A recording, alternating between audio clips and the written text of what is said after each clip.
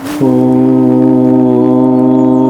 नमो भगवते वासुदेवाय।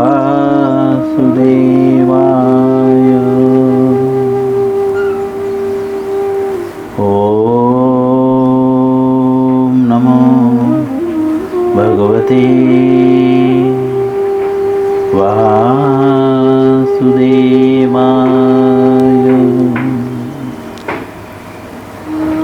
ओम नमो भगवते वासुदेवाय।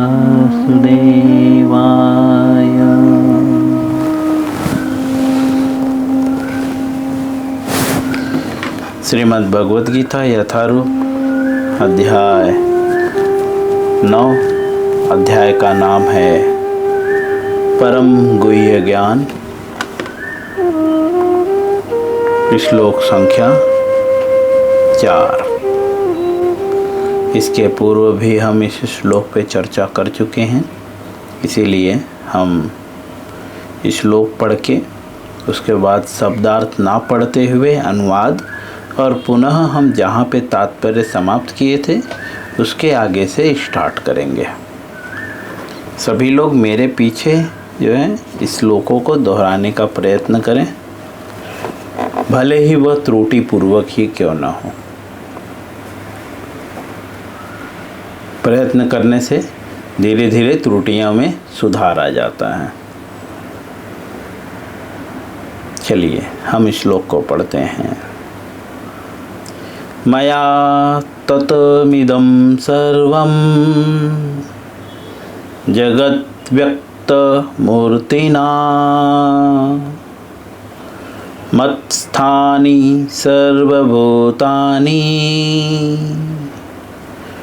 न चाहं तेष्वस्थितः।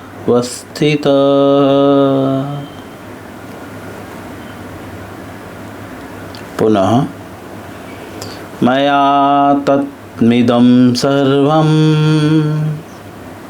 जगद्व्यक्तमूर्तिना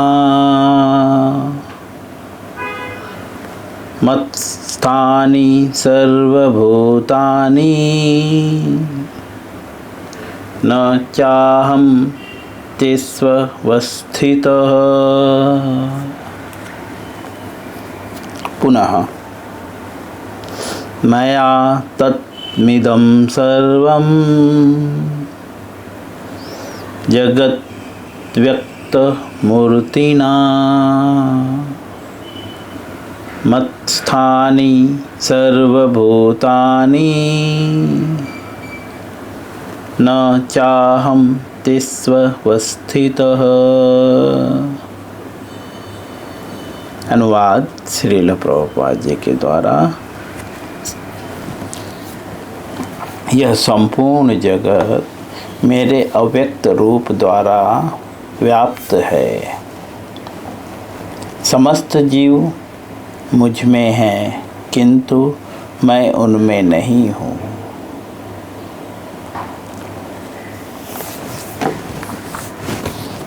श्रील प्रभुपाद जी हमें समझाते हुए कहते हैं कि भौतिक इंद्रियों से जो है, ये जो स्थूल इंद्रियां हैं, उससे जो है हम भगवान को नहीं जान सकते, उनकी अनुभूति नहीं कर सकते।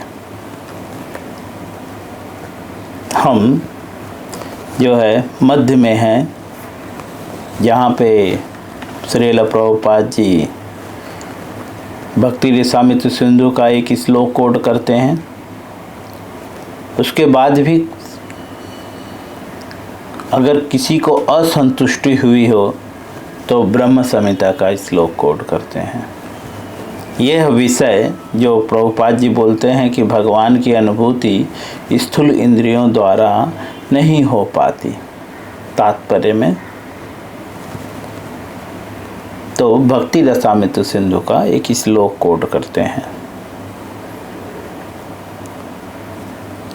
और उस श्लोक में बताया गया है कि समुचित जो है निर्देशन से भक्ति में लगा रहता है, उसे ही भगवान का साक्षात्कार हो पाता है।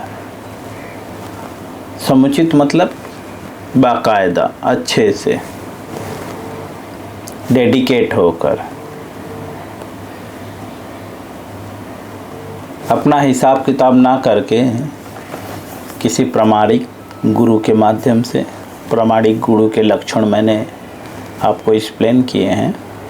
भगवद गीता में भगवान स्वयं बताते हैं प्रामाणिक गुरु के लक्षण क्या होते हैं। उनके समुचित निर्देशन से, मतलब एक एक मिनट की हिस्ट्री होनी चाहिए। पूरी तरह हर चीज़ बिना निर्देशन के नहीं करना है, तब जाकर हम भगवान को साक्षात्कार कर पाते हैं। इसी चीज़ को ब्रह्म संहिता में 5वें अध्याय के 38वें श्लोक में कहा गया है। श्लोक कोड करते हैं। प्रेमांजन चक्षु ऋत भक्ति विलोचनेन संतः सदैव हृदयेषु विलोकयन्ति। ब्रह्म संहिता में ब्रह्मा जी भगवान को बोलते हैं।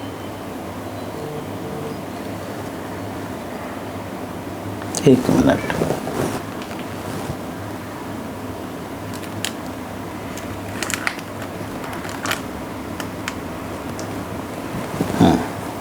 ब्रह्मा जी भगवान को बोलते हैं, भगवान की स्तुति कर रहे हैं।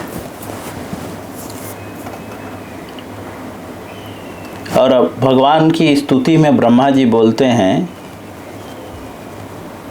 कि यदि किसी ने भगवान के प्रति दिव्य प्रेमा भी रुचि उत्पन्न कर ली है, तो वह सदैव अपने भीतर तथा बाहर भगवान गोविंद को देख सकता है। भगवान को, जिनका एक नाम गोविंद भी है, गौ का मतलब इंद्रिय भी होती हैं और गौ का मतलब गाय भी होती हैं। जो इंद्रियों के स्वामी हैं और जो गाय के स्वामी हैं, उन्हें गोविंद कहते हैं। वास्तव में हम हमारे इंद्रियों के स्वामी नहीं हैं। हमें ऐसा लग रहा है कि हम हमारे इंद्रियों के स्वामी हैं। हमारी पलकें भी हमारी इच्छा के अनुकूल नहीं हैं। है, आपकी आंखें आपके कंट्रोल में हैं, कुछ भी हमारे कंट्रोल में। तो जब जो चीज़ हमारे वश में नहीं है, तो हम उसके स्वामी कैसे हो सकते हैं?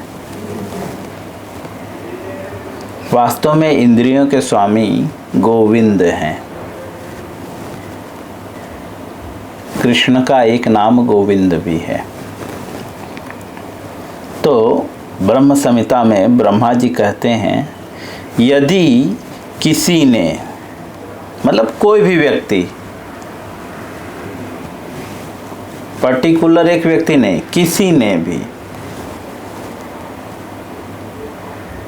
भगवान के प्रति, भगवान शब्द की व्याख्या पराशर मुनि करते हैं, जो 6 ऐश्वर्यों से पूर्ण है। भगवद गीता के शुरू में श्रील प्रभुपाद जी लिखते हैं कि भगवद गीता में जब भी भगवान शब्द संबोधित किया जाए तो आप ये समझ लीजिए कृष्ण, ठीक है, क्योंकि भगवान शब्द जो है कभी कभी देवी देवताओं के लिए भी प्रयोग किया जाता है, लेकिन भगवत गीता में जो है कृष्ण के लिए भगवान शब्द प्रयोग किया गया है और किसी के लिए नहीं। मटेरियल वर्ड में शंकर भगवान, गणेश भगवान, है ना, लेकिन यहाँ पे जो भगवान शब्द भगवद गीता में प्रयोग किया गया है, ये सिर्फ कृष्ण के लिए किया गया है। तो भगवान के प्रति, दूसरे शब्दों में कृष्ण के प्रति जो प्रेमा भक्ति, प्रेमा भी रुचि उत्पन्न कर लिया है, प्रेम में रुचि,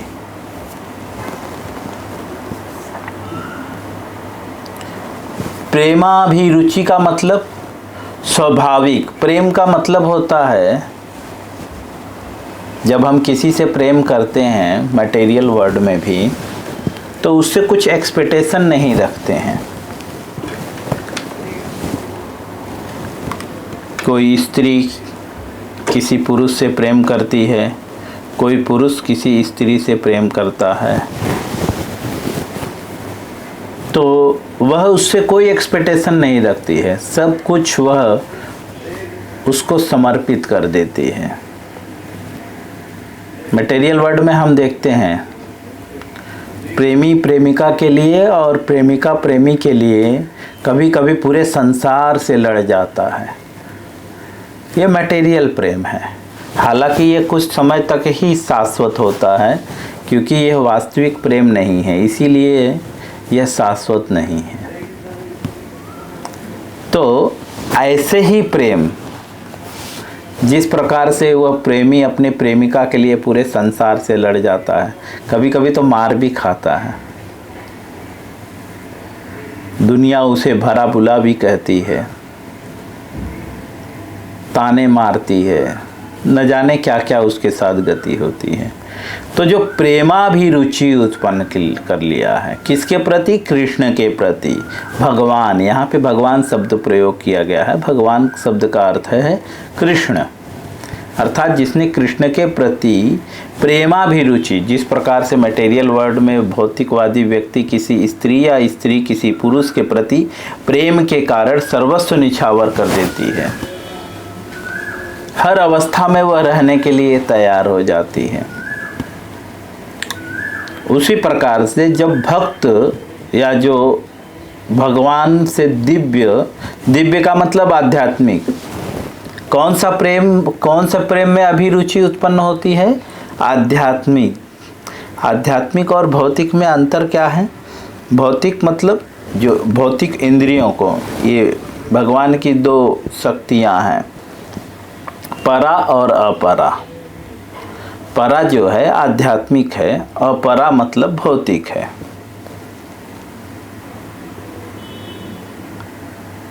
भौतिक में क्या क्या आता है भगवान 7वें अध्याय में बता चुके हैं। भूमि रापो नलो वायु खम्मनम बुद्धिरेव च अहंकार इति मन्ये भिन्ना प्रकृति अष्टधा।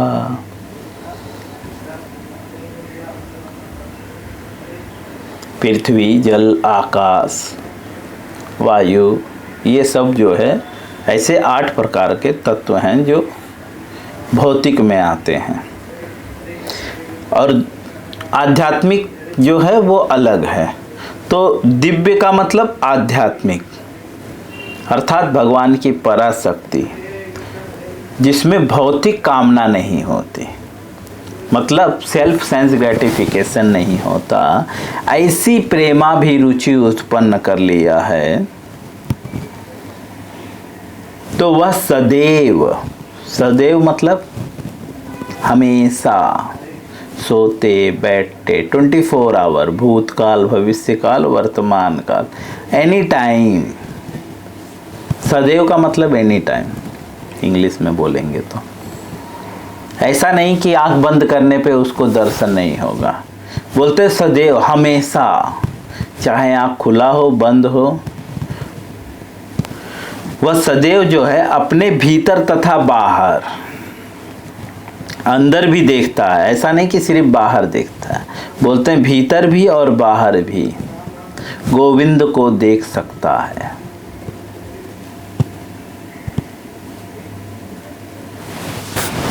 यहाँ पे श्रील प्रभुपाद जी भौतिकवादियों को बता दिए कि अगर आपको भगवान को देखना है तो क्या करना होगा, बोलते हैं प्रेमाभिरुचि उत्पन्न करनी होगी। लेकिन कौन सी प्रेमाभिरुचि?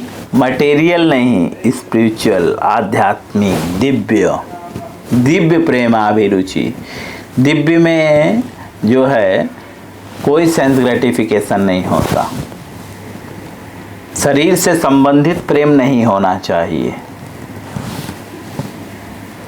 मटेरियल वर्ल्ड में शरीर से संबंधित प्रेम होता है, शरीर की आपूर्ति हो रही है, वह पुरुष स्त्री की शरीर की आपूर्ति करता है और स्त्री पुरुष के शरीर की आपूर्ति करती है, इसलिए वो प्रेम होता है और उसी प्रेम के कारण वो संसार से लड़ता है। लेकिन यहाँ पे बोलते हैं दिव्य, मतलब शरीर से अलग। वह जो प्रेम उत्पन्न कर लेगा वह भगवान को किसके प्रति, दिव्य प्रेमाभिरुचि किसके प्रति, कृष्ण के प्रति अगर वह उत्पन्न कर लेगा तो वह भगवान को देख सकता है। यह विधि है। कोई भी अगर भगवान को देखना चाहता है तो यह विधि है, इस विधि का पालन करना होगा।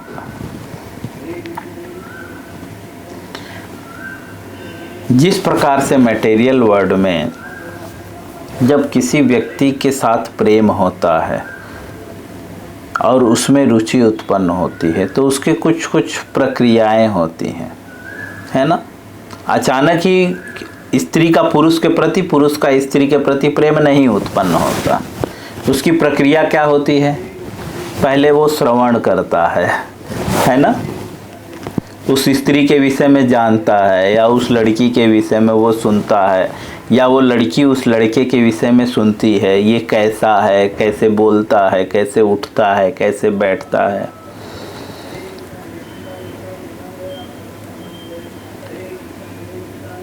उसी प्रकार से आध्यात्मिक में भी जब कृष्ण के प्रति आपको प्रेम उत्पन्न करना है, चलिए आप तैयार हो गए कि मुझे भगवान का दर्शन करना है और प्रेमाभिरुचि उत्पन्न करनी है दिव्य वाली, तो उसके लिए क्या किया जाए, तो उसकी 9 विधियां हैं।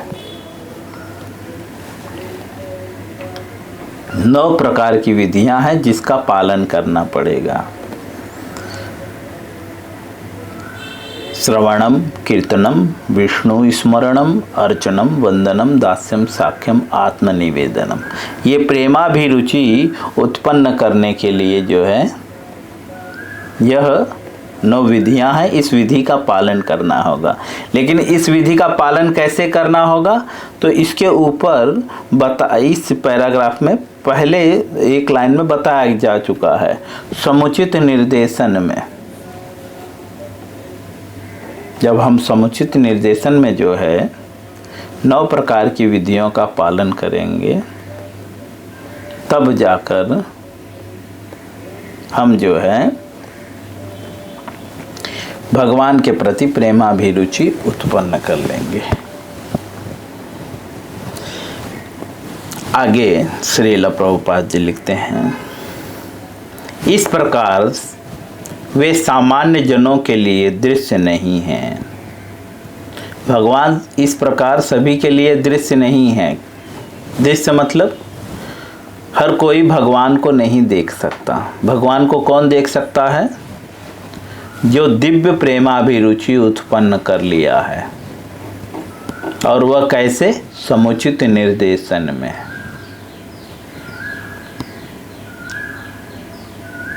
यहाँ पर कहा गया है कि यद्यपि भगवान सर्वव्यापी हैं, इस श्लोक में कहा गया है कि भगवान सर्वव्यापी हैं। मया तत्मिदं सर्वं जगत व्यक्त मूर्तिना। भगवान सब जगह व्याप्त हैं, ऐसा कहा गया है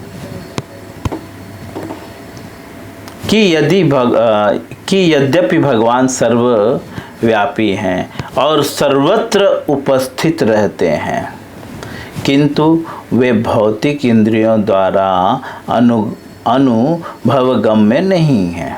भगवान हर जगह उपस्थित हैं और उपस्थित रहते हैं, किंतु जो है भौतिक इंद्रियों द्वारा अनुभवगम्य नहीं है। भौतिक का मतलब अपरा। भूमिरापो नलो वायु खम्मनम बुद्धिरेव च अहंकार इति मन्ने भिन्ना प्रकृति अष्टधा। ये 8 प्रकार के तत्व भौतिक कहलाते हैं, अर्थात इनके द्वारा या इनसे बनी हुई चीज़ों के द्वारा आप भगवान की अनुभूति नहीं कर सकते। दूसरे शब्द में ये शरीर भी उन्हीं से बना हुआ है ना, 5 तत्वों से शरीर बना हुआ है, और मन, बुद्धि, अहंकार, ये शरीर उससे बना हुआ है।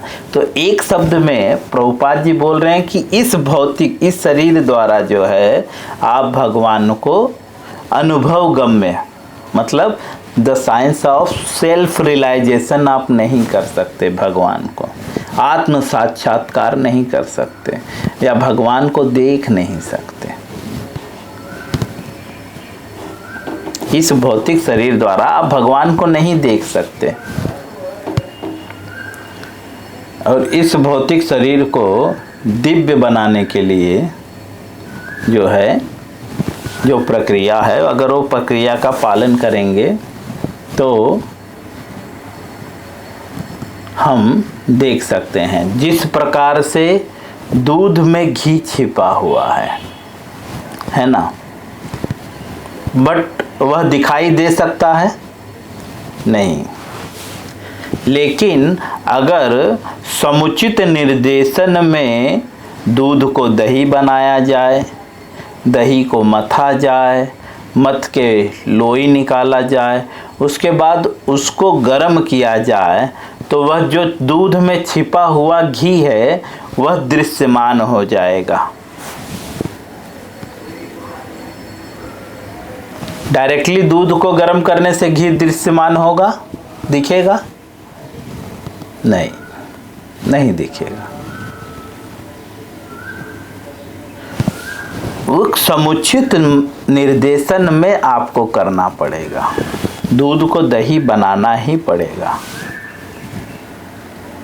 दही को मथना ही पड़ेगा, उसके बाद ही उसमें दृश्य होगा घी। और घी कैसा होता है? दूध खराब होता है, दही खराब होता है, लेकिन घी खराब होता है नहीं। जितना जूना होता है उतना ही उसकी गुणवत्ता बढ़ती जाती है। उसी प्रकार से आत्मा भी या परमात्मा भी, क्योंकि आत्मा और परमात्मा सिर्फ गुण में समान है, सिर्फ क्वांटिटी में अंतर है। भगवान भी दिव्य हैं और आत्मा भी दिव्य है। भगवान भी, उनको भी नहीं मारा जा सकता है, ना काटा जा सकता है, आत्मा को भी नहीं मारा जा सकता है। जो गुण भगवान में पाए जाते हैं कि वही गुण आत्मा में भी पाए जाते हैं, लेकिन क्वांटिटी में अंतर है। भगवान एक समुद्र के समान है और जीव एक बूंद के समान है। दोनों में गुण समान हैं। तो दोनों को ही, आत्मा और परमात्मा को अगर जानना है तो समुचित प्रक्रियाओं का प्रयोग करना पड़ेगा। आगे लिखते हैं, इसका संकेत जो है अव्यक्त मूर्ति नाम शब्द द्वारा होता है। प्रभुपाद जी बोलते हैं भौतिक इंद्रियों द्वारा जो है अनुभव गम्य नहीं है। कौन? बोलते हैं भगवान। ये कहाँ पे, ये इस श्लोक में उसको सूचित किया जाता है, अव्यक्त मूर्ति ना, वहाँ पे ये संकेत हो रहा है, वहाँ पे संकेत कर रहे हैं भगवान इस श्लोक में। आगे लिखते हैं,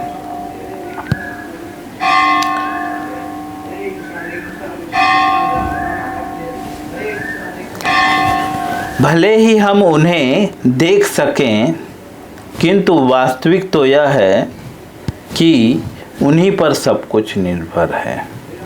प्रभुपाद जी कह रहे हैं कि भले ही हम उन्हें न देख सकें, किसको? भगवान को, लेकिन वास्तविकता क्या है? बोलते हैं सब कुछ उन्हीं पे आश्रित है। किस पे? भगवान पे, जैसा कि 7वें अध्याय में बताया जा चुका है। यही जो श्लोक मैंने कोट किया।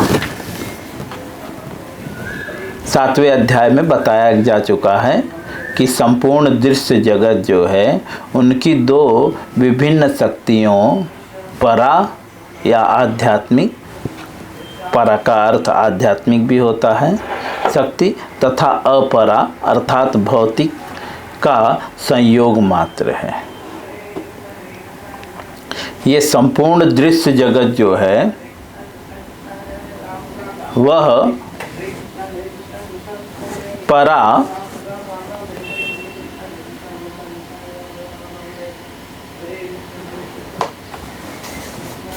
या जो है अपरा शक्ति का संयोग मात्र है,